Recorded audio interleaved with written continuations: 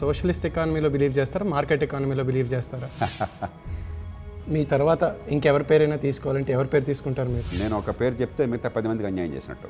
ప్రభుత్వాన్ని నమ్ముకుంటే గంగలో కలిసిపోతారు. మీరు దేవుణ్ణి నమ్ముతారా? అంటే దేవుడు నన్ను గురించి పట్టించుకోకపోతే నేను కూడా దేవుడిని గురించి ఏం పట్టించుకోను. ఒక గ్రాడ్యుయేట్ అయితే వాళ్ళ ప్రమాణం చూడండి, పాపం ఆ పిల్లలు కష్టపడి దానిలో పెడుతున్నారు, ఎంసెట్ మిగతా పరీక్షలు వస్తున్నారు. ఎందుకు ఆ డిగ్రీలు వస్తున్నాయి దేవుడికి ఎరుక. ఆస్తి బయటకు వస్తున్నారు, దేనికి పనికి రాకుండా పోతున్నారు.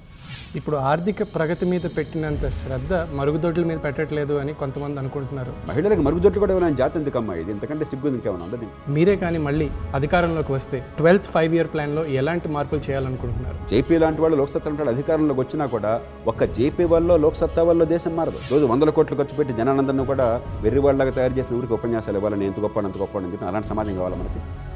లేకపోతే మనకేది మంచిదో అర్థం చేసుకునే విజ్ఞత గల సమాజం కావాలా? మీరు సినిమాలు చూస్తారా మామూలుగా? తెలుగు సినిమాలు దాదాపుగా చూడను. నాకు ఇప్పటికి కూడా సినిమా యాక్టర్లు ఎవరని చెప్పంటే వాళ్ళే గుర్తొస్తారు. ఇప్పుడు ఈ తరం యాక్టర్లు నాకు దాదాపు చాలా మంది తెలియదు అసలు.